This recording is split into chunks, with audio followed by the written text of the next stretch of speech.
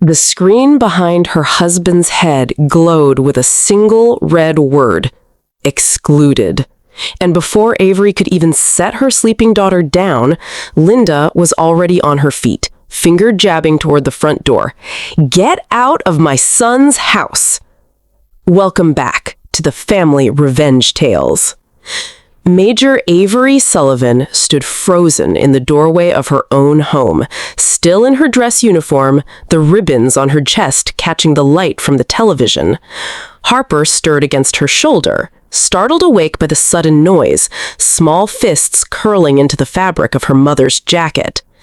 Avery had pictured this homecoming for months during her deployment, walking through that door to applause, to Ethan's arms around her, to some small, quiet celebration of the commendation she had earned overseas.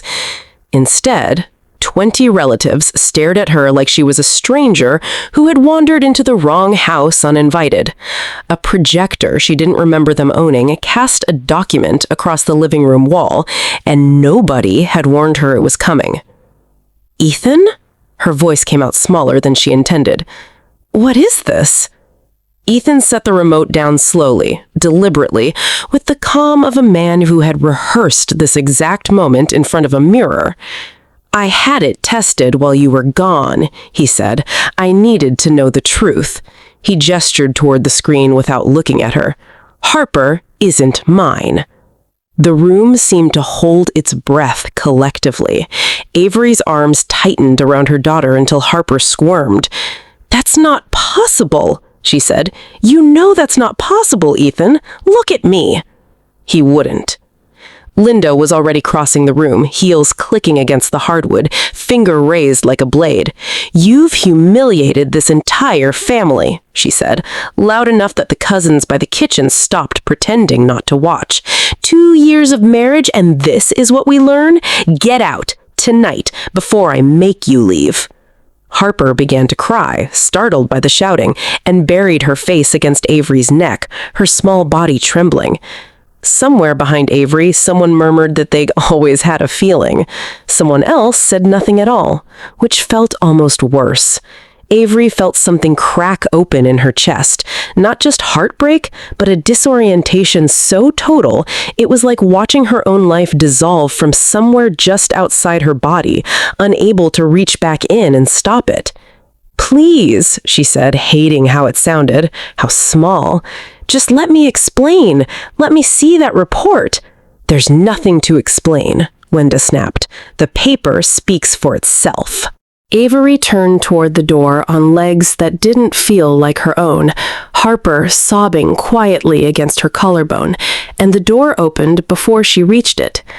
Lieutenant General Marcus Holloway stepped inside, a leather folder tucked beneath one arm, his eyes moving slowly and deliberately across the room. The glowing screen, the tear-streaked faces, the young mother frozen mid-retreat with a crying toddler clinging to her uniform. He did not look surprised so much as he looked like a man cataloging evidence. "I apologize for the interruption," he said, his voice even and unhurried. "I came to personally deliver Major Sullivan's promotion recommendation packet. It seems I've walked into something else entirely." Nobody spoke. Linda's finger slowly lowered. Even Ethan's confident posture seemed to shrink an inch.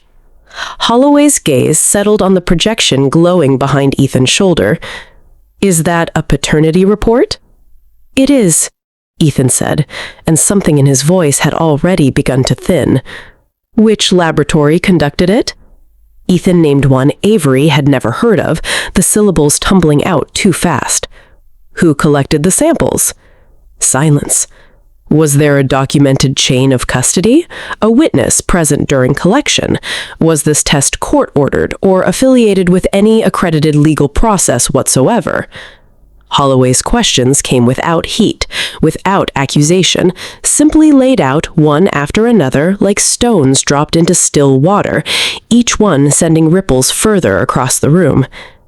Ethan opened his mouth twice and produced nothing. He had no answers, only a printed page and the fading hope that no one in the room would ever think to ask. "I see," Holloway said quietly. He turned to Avery, and something in his expression gentled, the commanding officer softening into something closer to a father. "Major, gather your daughter's things. Come with me. This is not a conversation that should continue tonight, in this room, in front of a crying child." Avery didn't argue. She collected the diaper bag with hands that wouldn't stop shaking, aware of 20 pairs of eyes following her across the room, and walked out through the same door she had entered 11 minutes ago, believing, foolishly, that she was finally coming home. In the driveway, before he opened the car door for her, Holloway rested a steady hand on her shoulder. "Major Sullivan," he said, "I have served this country for 31 years, and if I've learned only one thing in all that time, it's this. Truth doesn't need louder voices. It needs stronger evidence. Get yourself a good attorney, write down everything you remember about tonight while it's still fresh, and don't let one ugly evening convince you of a single lie they told in that room." Those words would carry her through every hard morning that followed. Natalie Foster opened her door before Avery even finished knocking. One look at her friend's face, at Harper's tear-swollen eyes, and Natalie simply stepped aside. "Come in," she said. "Stay as long as you need. I mean that." She didn't ask a single question that night. She made up the guest room, found an old stuffed rabbit from somewhere in her closet, and sat with Avery at the kitchen table until well past midnight, not filling the silence, just making sure it wasn't empty. For the first few days, Avery could barely function. She stared at her phone at 2 a.m, half expecting Ethan to call and say that it had all been some terrible misunderstanding, that someone had made a mistake, that he was sorry. He never did.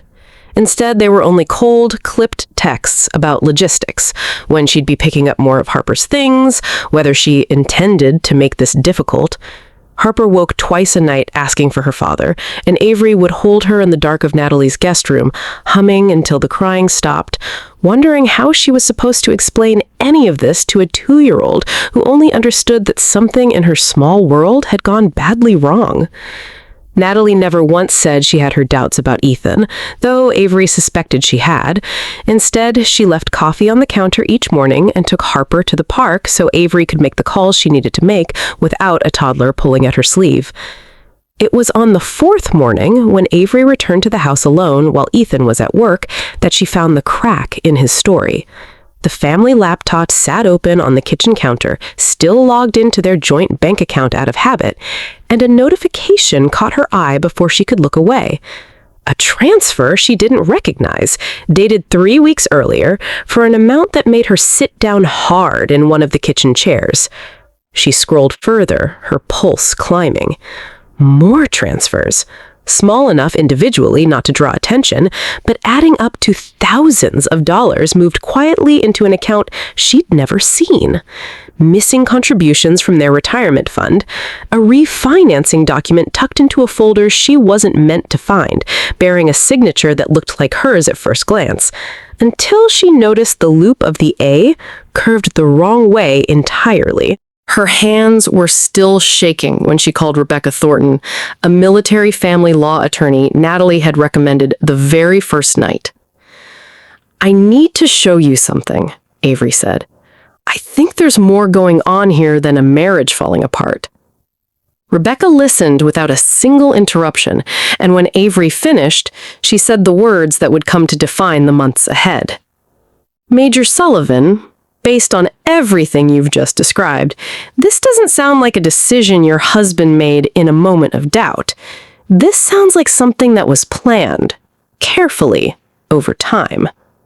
She was right, and the proof arrived faster than either of them expected. Bank records showed Ethan had consulted a divorce attorney 4 months before Avery's deployment had even ended, long before any paternity question could have organically arisen. That same month, financial records revealed he had hired a private investigator, a licensed professional who had conducted a proper, legally sound paternity test using a documented chain of custody. Rebecca subpoenaed that report. It had been sitting in a locked file at the investigator's office the entire time. It confirmed, with full legal certainty that Harper was Ethan's biological daughter. He had known the truth from the beginning, and he buried it. This was never about paternity, Rebecca said, sliding the real report across her desk so Avery could see it with her own eyes. He didn't need to find out if Harper was his. He already knew. This was about control. Humiliate you publicly enough, and you leave quietly. He keeps the house, he keeps the savings, he walks into any custody hearing looking like the wronged party. Avery stared at the words confirming her daughter's parentage in black and white, and felt something colder than heartbreak settle into her chest. This hadn't been a marriage that simply crumbled under the weight of distance. It had been demolished on purpose, brick by brick, while she was half a world away serving her country. The next piece came from a direction neither of them anticipated. Rebecca had reached out to a woman named Olivia Grant, whose name kept surfacing again and again in Ethan's phone records. Avery had braced herself for hostility, for denial, maybe even for the woman refusing to speak with them at all. Instead, Olivia arrived at Rebecca's office 2 days later, looking almost as shattered as Avery felt. "He told me you two were already separated," Olivia said quietly, twisting a tissue between her fingers until it tore. "He said the marriage was only still legal on paper because of the military benefits. I didn't know about your daughter. I swear to you, I didn't know any of this." She looked up, eyes red-rimmed. "I want to help. Whatever you need from me, I'll give it."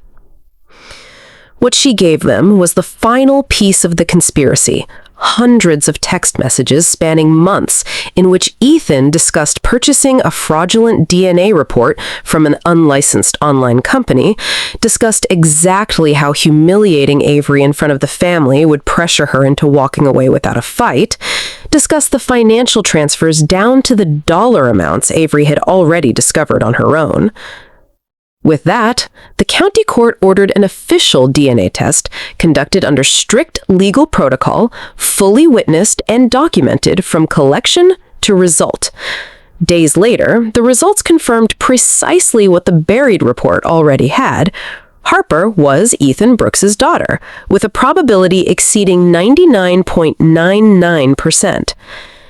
Ethan's response was to insist the licensed laboratory made an error. Rebecca actually smiled when she heard that. "She's just handed us his own contradiction on his silver platter," she told Avery. "He can't simultaneously claim a court-ordered, accredited lab got it wrong while defending an unlicensed online report as trustworthy. He's boxed himself in completely." The trial took place months later, inside the El Paso County Courthouse, a room paneled in dark, sound-swallowing wood. Avery sat beside Rebecca in her dress uniform, hands folded tightly in her lap, while across the aisle, Ethan avoided her eyes entirely. Rebecca built the case methodically, piece by piece, like laying bricks for a wall no one could tear back down. The official results, the suppressed legitimate report, the fabricated document, the forged signatures, the hidden accounts, Olivia's steady and unwavering testimony. Then came the security footage. Rebecca had subpoenaed it from the unlicensed testing company weeks earlier. The footage, time-stamped and unambiguous, showed Ethan himself walking into the office and personally submitting the DNA materials he had never disclosed collecting, through a process with no witness present, no chain of custody, no legal standing whatsoever. The report he had projected so confidently onto his own living room wall had never been anything more than a piece of paper he'd paid for. The courtroom fell into a silence so complete, Avery could hear the clock ticking on the far wall. Even Ethan's attorney looked away from his client, jaw tight. The judge did not take long to rule. She found that Ethan Brooks had knowingly submitted fraudulent evidence, forged financial documents, and orchestrated a deliberate, sustained scheme to defraud his wife and manipulate the outcome of any custody proceeding. Avery was granted primary custody of Harper. The stolen marital savings would be recovered in full. She retained ownership interest in the family home. Her legal fees would be reimbursed entirely. Ethan received limited supervised visitation, contingent on completing court-ordered counseling and a parenting program. Avery didn't cry when the verdict was read aloud. She had cried enough in the months leading up to that moment. What settled over her instead was quieter than triumphs, something closer to peace. Not every relationship survived what the trial had uncovered. Some of Ethan's relatives kept defending him even after the evidence became impossible to deny, unwilling to let go of a version of events that no longer existed. But a few weeks later, Grace, Ethan's younger sister, came to find Avery at a small coffee shop near Natalie's house, her voice trembling before she'd even sat down. "I saw him," Grace admitted, staring at her hands.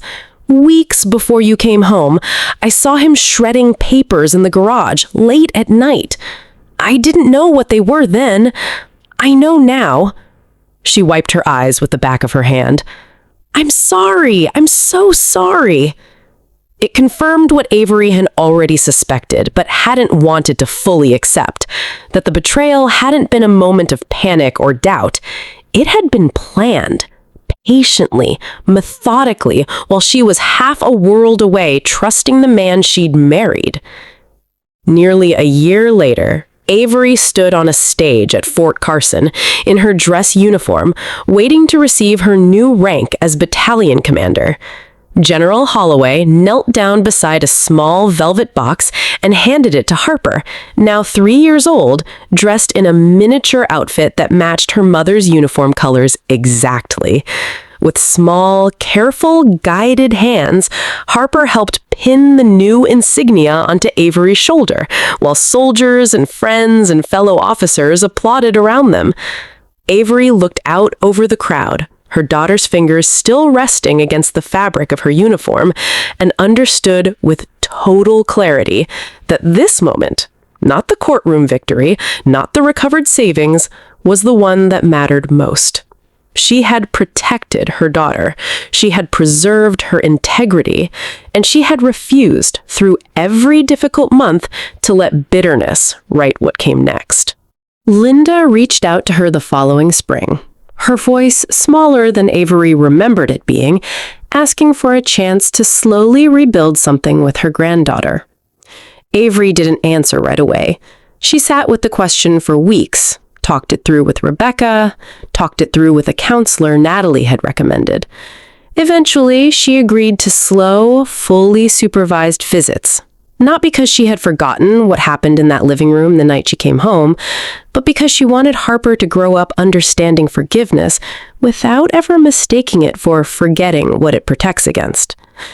If this story moved you, consider subscribing to the Family Revenge Tales, where every week we share stories of ordinary people who found extraordinary strength when their own families betrayed them the most. Your support helps us keep telling these stories of justice, resilience, and hope.